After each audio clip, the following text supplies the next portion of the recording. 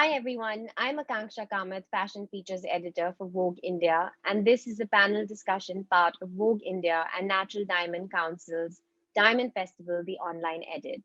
We have a very exciting panel with us today, starting with Mithun Sacheti, who is a certified gemologist and also the brainchild and CEO of Caratlane, an online megastore for shopping diamonds and solitaires online. Thank you. Next up, we have Pernia Qureshi, who is well known not only for her impeccable style, but for her expert eye on selling luxury online. Hi, thank you. Nice. And finally, in India, the social interaction matters greatly in the retail transaction. And in the pandemic, as e commerce grew, influencers and digital content creators maintain that link. We have with us Amrita Thakur today. Thank you. It was lovely to be here. And you're some welcome also to your some 100,000 followers. Yes, really happy. So where's everyone today, by the way? Which part of India? I'm in Bombay. I'm in Gurgaon at home. In Chennai. So today we will be talking about online diamonds, how to buy them, how to understand them, and how inevitably the future of luxury is online. Starting with you, Mithun, I'm very intrigued to know that you come from a traditional family jewelry background, and you tapped into an online market and started Caratlane when not many around were you were thinking of selling diamonds exclusively online. What sort of started that journey for you, and what was your thought process? A simple answer is I was young and I didn't know what I was doing. But as the story plays out, and the true answer now is that honestly, the aspiration was to reach out to more number of consumers. And how much ever I did from retail, there were only that many people who walked in through that one door, which is out there. The wherewithal wasn't there to build multiple stores, and I'd seen a success story play out in the West and Blue Nile. Where solitaires could really be sold online. India was still very early in those days. Solitaire as a category itself was early, but we felt that if we had the patience, and instead of the trend at that point, which was to open mega jewelry stores, like really large jewelry stores, but still have only one point of entry, if we were to fight that trend, the only other way would be to have a limitless entry point, where you would have as many people walk in concurrently at one point. And what would matter is that more people see a limited set of merchandise, and thus they would be spoiled for choice, as well as more people get options to see try it out as well. So merchandise get more consumers and consumers get more merchandise. Both could easily be done on the internet. Very difficult to do that in the physical world. It just felt the right thing to do at that point. Internet penetration was increasing, and solitaire is a category that you could actually buy basis of a certificate as opposed to most other things. So I think essentially it was a way to reach a larger base and more people. But correct me if I'm wrong, and if this is a myth, but we imagine that it's a younger consumer, a younger millennial who is sort of shopping online. Is that really true? No, everybody shops online. I think we are confusing oftentimes by saying that the channel belongs to an audience. The channel doesn't belong to an audience actually. Does it mean that the younger millennial does not shop retail?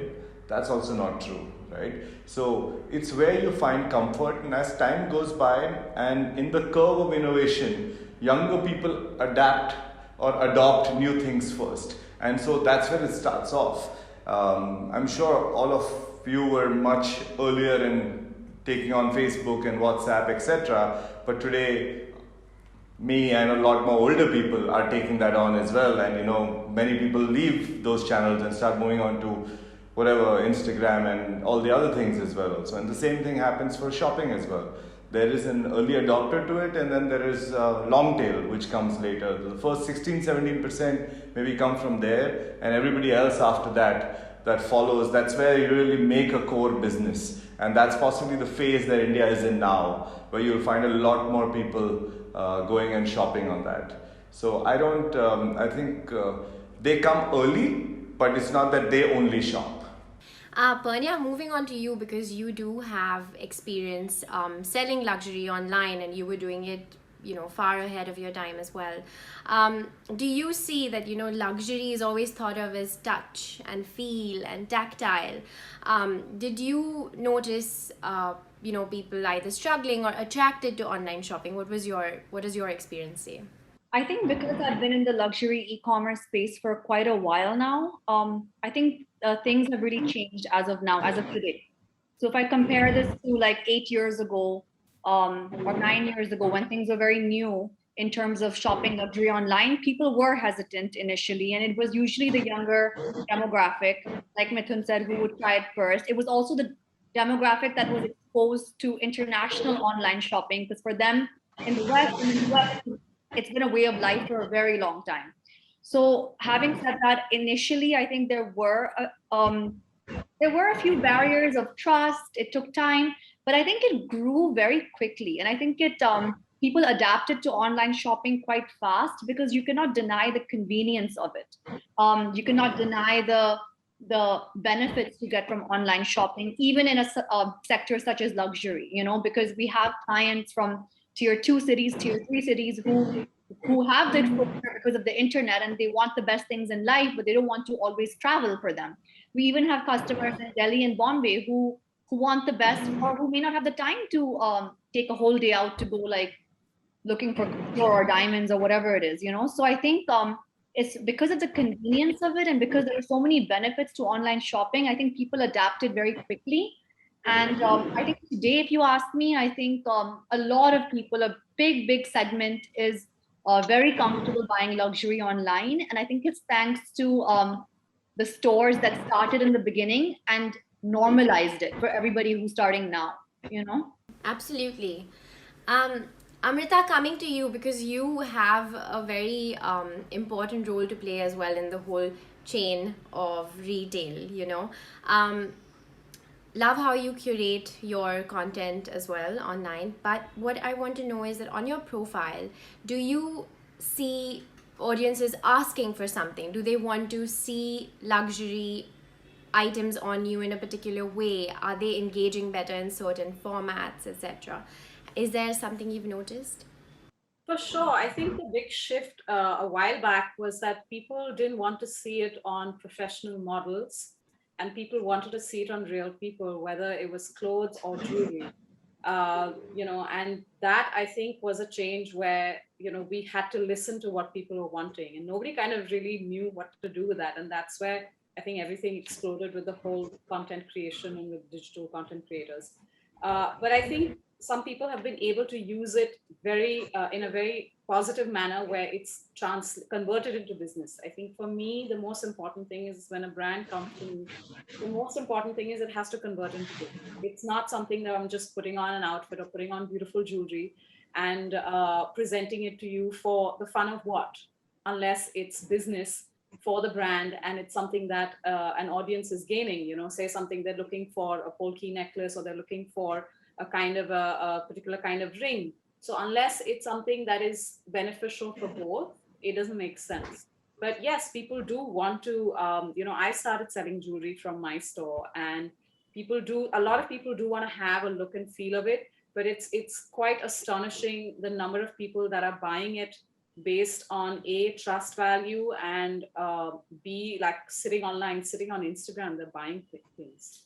And which is not cheap. It's a good lot of money. So I'm almost like I'm always kind of taking baby steps of that, but then I'm like, okay, it always surprises me with people, like how they just kind of be like, okay, no, we're good to buy. What's the most expensive thing you've bought? I'm going to ask all of you this, but what's the most expensive thing you've bought online? I got a beautiful Art Deco bracelet, which I now retail from my store, but I got it from jewelers that I trust, that I've known for a while. So, when I saw it, I was like, that's it, I want this. So, I didn't feel the need to sort of see it and stuff. I know their work, and I'm a huge fan of their work. So that way it worked. So that was the most expensive thing. Pernia? I don't know on the top of my head, because I do I do engage in expensive online shopping if I need or want something, or if I'm browsing and I love something. Just because I've been in the business for so long, and I was a very avid online shopper even in college, so it's really been a way of life for me. And I've also bought things from designers from outside of India. Again, you go to brands that are well established or that you have a trust factor with, and I think I must have bought Zimmerman online and so many other brands.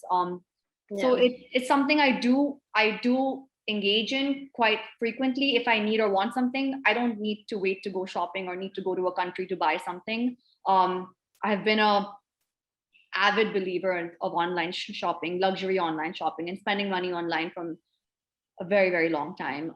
So yeah. Mithun, what about you? I gift a ton of jewelry around, so I think for me, and I shop a lot online. So I love the effort people put in to build imagery, and I like taking risks. So I love discovering new brands. I love actually writing back to them and saying what I love about their work as well. So I just live online, I shop online, and I live in Chennai. I mean, what do you think? I have to buy everything online, I have nothing to buy physically available over here. So, yeah, so buying cars, buying jewelry, buying anything and everything pretty much is online.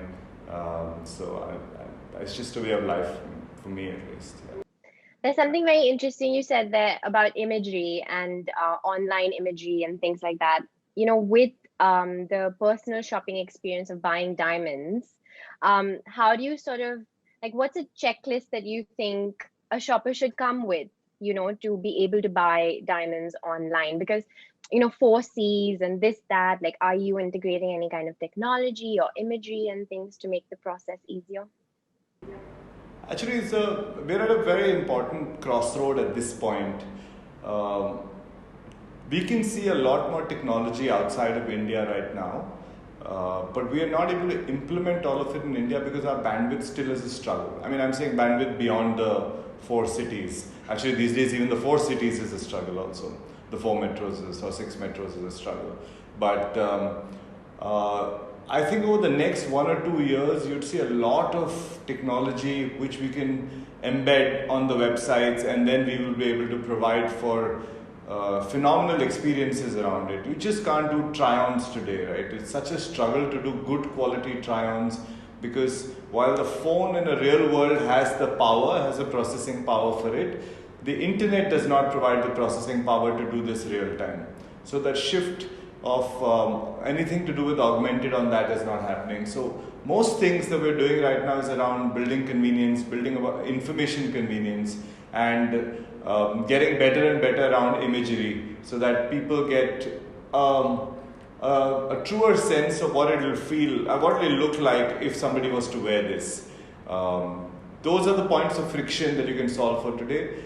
In the next coming years, I think we'll look to solve for points of friction around what it looks like on me, and that's going to be a big change in conversion rates for consumer behavior. Pernia, in your opinion, how does like imagery and video and things like that come into play?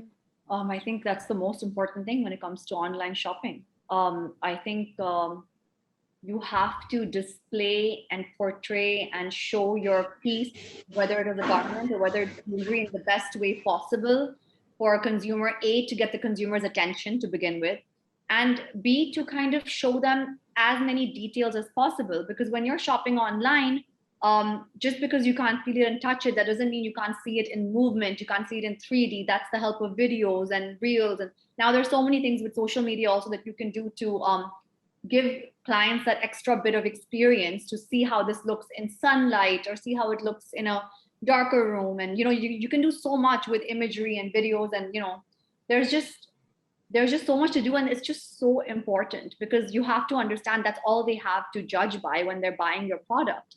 And of course, there's a factor of trust. But with diamonds, there's the added thing of having a certificate. If I were to buy a diamond online, I would definitely ask for a certificate. But that would be something I would reach later.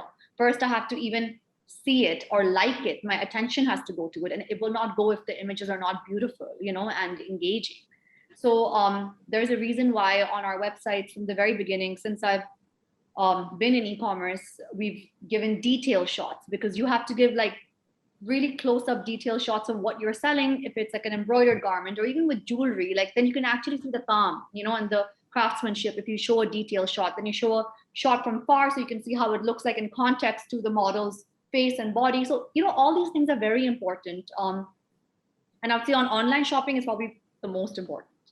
And Amrita, in your communication, about jewelry and diamonds, are there any kind of questions that you notice in your from your audiences, or do you communicate, jewelry content differently?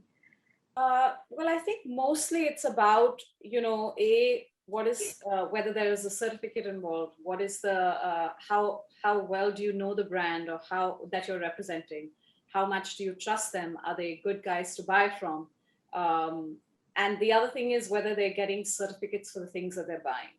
I think what's also happened with jewelry and jewelers is that there's been such an influx right now that there's a bit of the trust factor has kind of taken a bit of a hit, because there are some jewelers that are doing some dubious things. So people are slightly, maybe because of the stories, maybe because of personal experience that they've had, they are slightly wanting to be on the safer side. And I think jewelers owe them that. The fact that if they want a certificate, then that should be available. Buyback value, etc. These are the things mostly that they want to know about.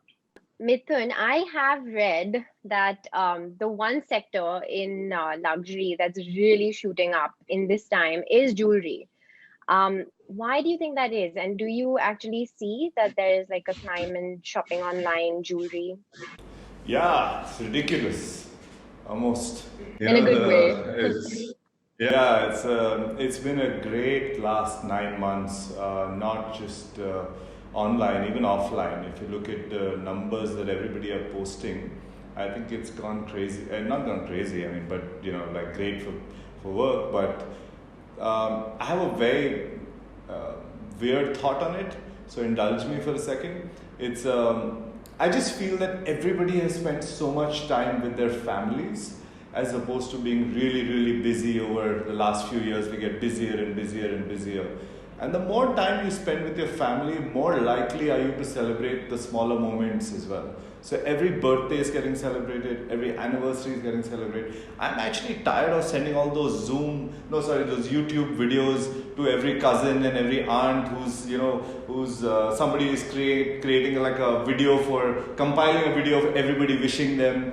And it used to happen for like one, maybe 50th birthday or a 40th birthday or a 25th birthday or something. Now it's happening for like every birthday in the last 1 year. I think everyone's figured that sort of time has led to a much deeper, stronger emotional bond. And I think manifestation of that is also happening in jewelry. That's just my feeling on it, that I'm amazed at the amount of gifting I have seen in the last 1 year, because at Caratlane we get a lot of data. And we get to see the number of messages that go out to people is increasing by so much, and number of people buying solitaires has shot up a lot.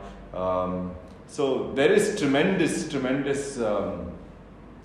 gift. I mean, there's tremendous work happening, that people are coming out to buy jewelry for their loved ones, and I feel well, this is my take on it, that why it's happening. Over the last 6-8 months I've been thinking about it, and I just then started observing behavior around me and talking to people, and this is what I think it is. But I'm sure there are many other reasons as well also. Now, I was going to say, I want to add something to that, because I think there are other important factors as to why this is happening as well. I think the first thing is, I can even speak for myself as a client.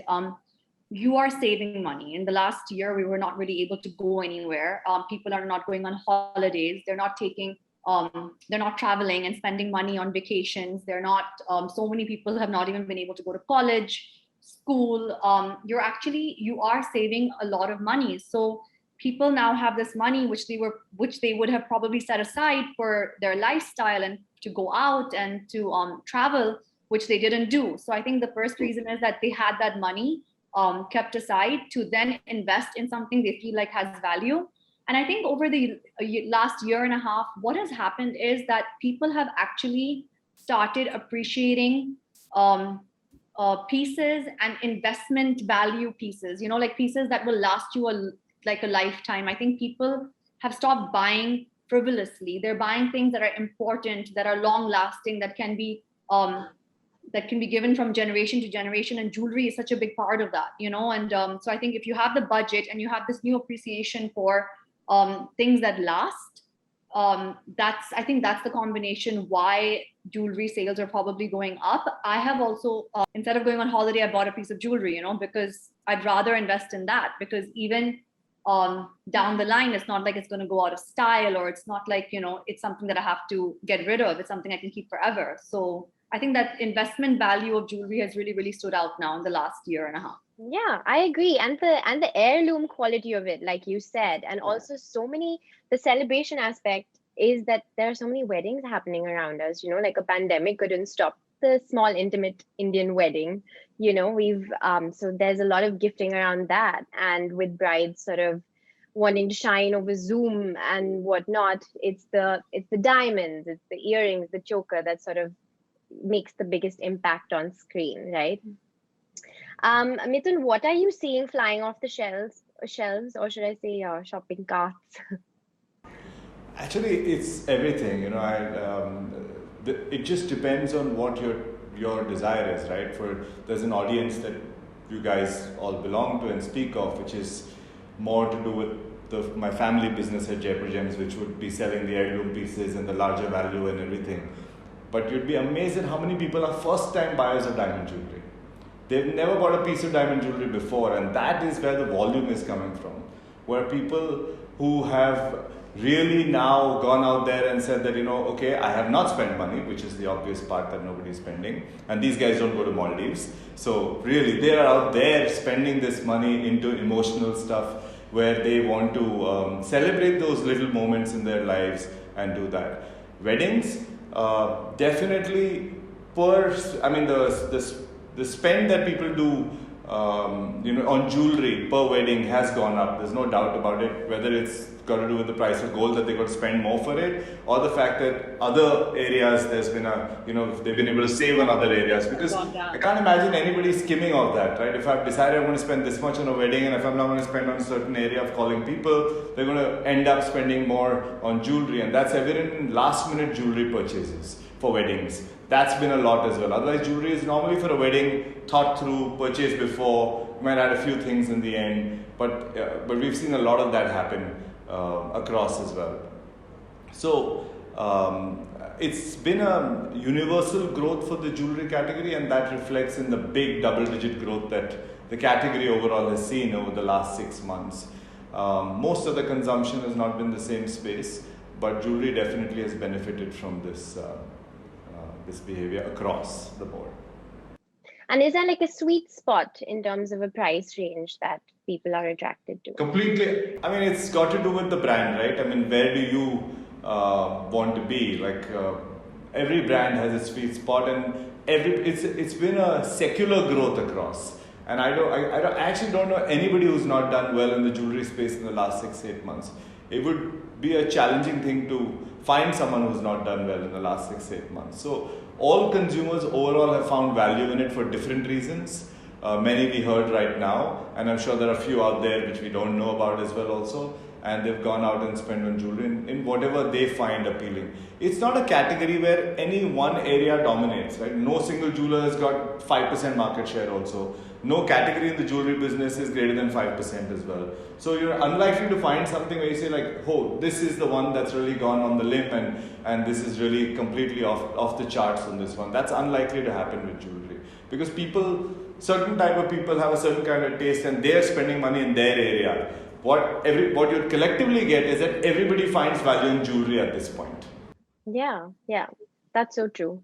And Pernia and Amrita, for both of you, when you're buying your diamonds, what are you looking for? You said trust in a jeweler, and you said heirloom quality. Is there anything else that sort of stands out for you? I was gonna say, no, I think when I'm buying jewelry, yes, trust, going to somebody I trust is important. I think certification is very important. It's probably the most important thing, especially when it comes to diamonds.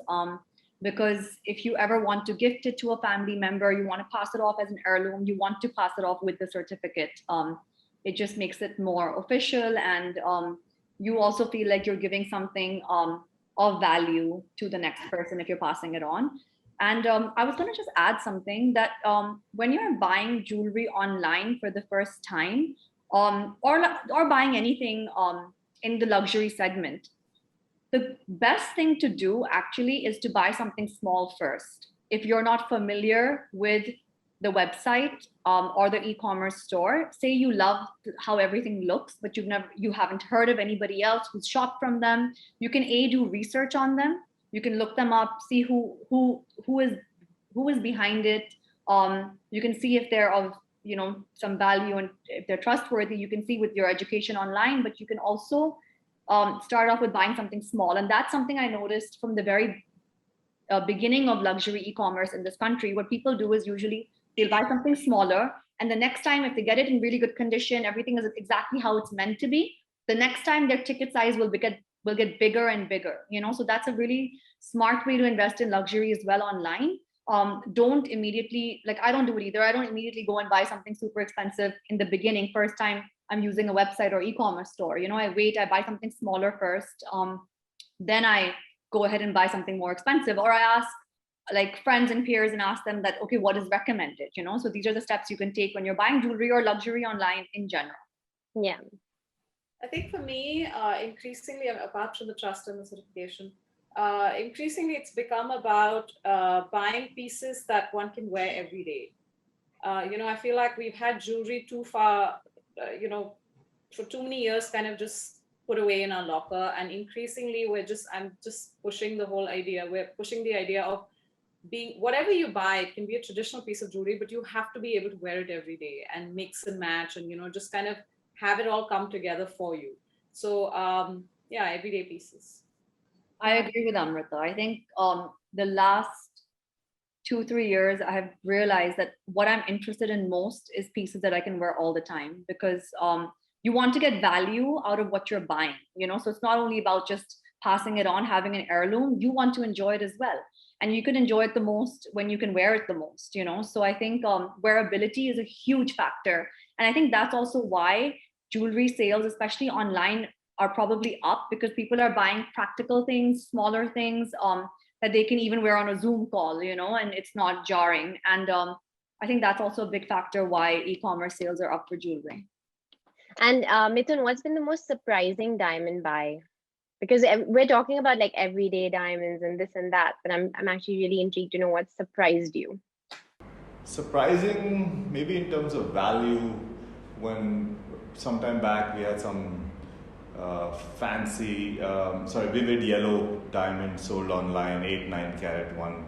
I know it was a request and we had to source that for someone and do that. So that somebody would trust us that a product we don't sell, it's not a diamond that we list as such, and ask us to go and figure it out. When I first heard it, somebody was telling me, hey, I'm looking for this, would you have any leads as well?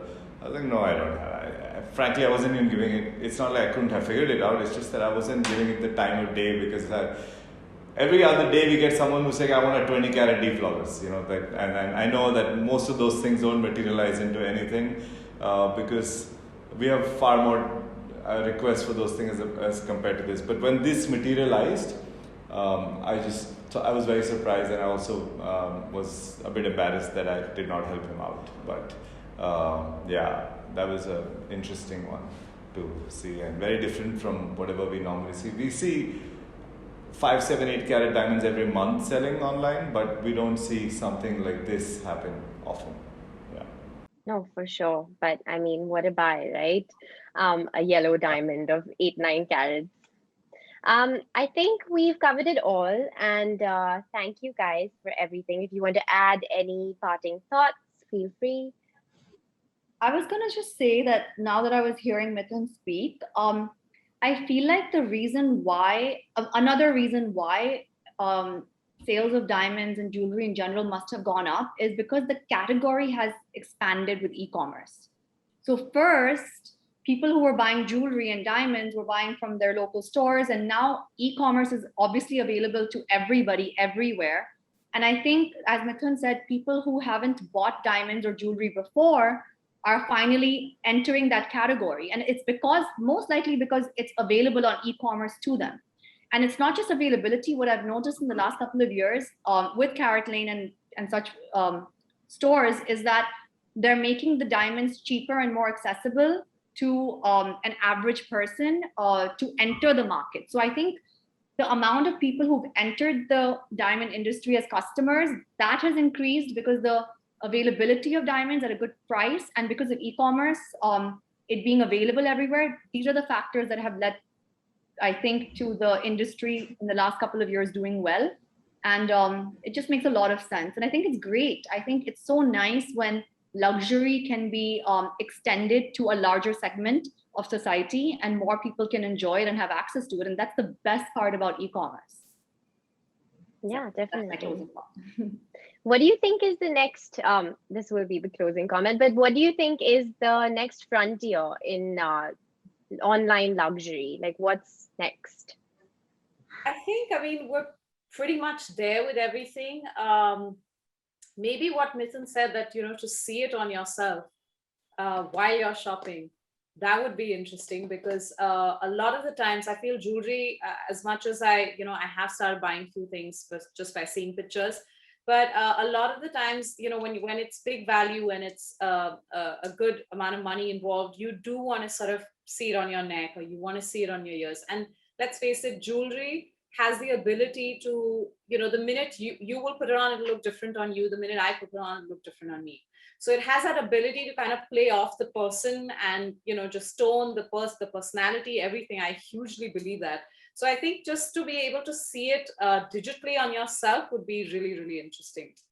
I think beauty's cracked that, haven't they? Like, I feel like you can check lipstick shades. There are already places where you can see jewelry on yourself. I used to follow this one account on Instagram, and basically it was called Mira or something. I can't remember the name, but you Mira.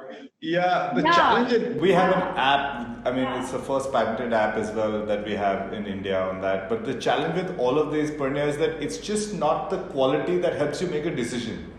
It's the quality that gives you a sense of size, but not saying that, can I look at this and make a buying decision on that? And that's the quality that we don't get today because of the metallic nature.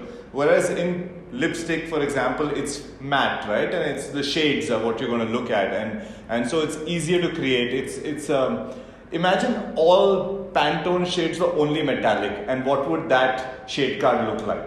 And that would be the challenge that we face on this, because you need light reflection to be managed, which means far more number of frames that you need to capture, and that's the challenge that jewelry has right now as opposed to many other categories. But it's a matter of time, I'm sure. It's just not 10 years back when you started online, I'm sure you didn't think that we would be where we are today, and I'm sure 5 years later we'd be talking about some newer challenges of being virtually present in the store and doing our shopping as well also for So Akasha, my view on that is that digital provides you transparency far greater than any other medium. And if we were to just take that and say, the model could allow people to take bite sizes into luxury. Like, it could really enable trials which could lead to purchases in the long run.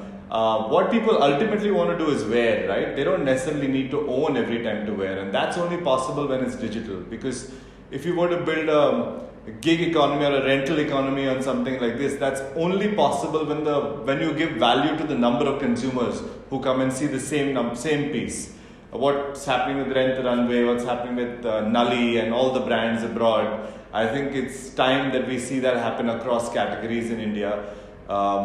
Look at Uber for that matter, right? I mean, or Dunzo in India. That ability, a job meant a 30-day pay earlier on. Now a job, you hire a person for 3 hours or 1 hour or 20 minutes, whatever, you can do that. And so why can't you own luxury like that? Fractional ownership, the desire to go across to far more millions of people. All of this is possible only in the digital world. It's not going to be possible these will be models designed exclusively for the digital world, not for the physical world. That's so interesting. I mean, there are girls like Amrita, Pernia, whose wardrobes you sort of admire, the luxury items they own. And I mean, imagine swapping wardrobes, swapping jewelry, diamonds. How cool would that be, right? You'll scare a lot of people also with it, but still. Agree with Mithun. I think the future of digital and e-commerce is sustainability. And when you speak about reselling, when you speak about renting, it's all in the whole. I mean, it factors in the whole sustainability approach. So I think that is the future of digital and e-commerce in the world in general. Definitely. Yeah, and also like you're talking about renting, but we do a lot of times go to our jewelers or these guys who we trust, etc. And we do a lot of times buy pieces that have come to them from someone else. So it is old jewelry. Vintage. I mean, vintage is vintage. So it's not owned by us, it's something that we buy from them. And we take great pride in saying it's a very, very old piece because we know the value that comes with something that's very old. So yeah, that would be the whole rental bit would be interesting. Also, it would make it more accessible and would take away the the prestige of someone just owning jewelry. So I think that would be interesting. Yeah, there's a more storytelling factor to it, which is what diamonds and jewelry is essentially about. Back in the day, I mean, when families lived together, brides and sisters, everyone exchanged jewelry and wore things to kind of not repeat their own jewelry. So, someone would be wearing some Masi, some choker, matching it with that. So why not? It is sort of an extension of that. Yeah. Actually, the next 10 million, 20 million customers, if we want, who should start wearing diamond jewelry, we would have to find models like that. There's an attempt we're trying to make in Bombay. We launched an app called Adorn, where you could, for example, wear the Cartier love bracelet for 500 rupees. So how else can you get trials going on for it? Or the Tiffany tea, or any one of these things. So we just need to figure out. Real sustainability is when that piece gets life every single day with a new person every single day. It's a big task, but yeah, I think we are headed there slowly. Yeah. All right, guys. Thank you, Amrita. Thank you, Mithun, and thank you, Pernia. This was such a great session and very informative. And we understood everything about buying diamonds online, a checklist that you need. To what would be the next frontier in online luxury jewelry shopping. And it's so exciting to think of everything that's coming our way. Thank you. And thank you for tuning into Vogue India and Natural Diamond Council's Diamond Festival, the online edit.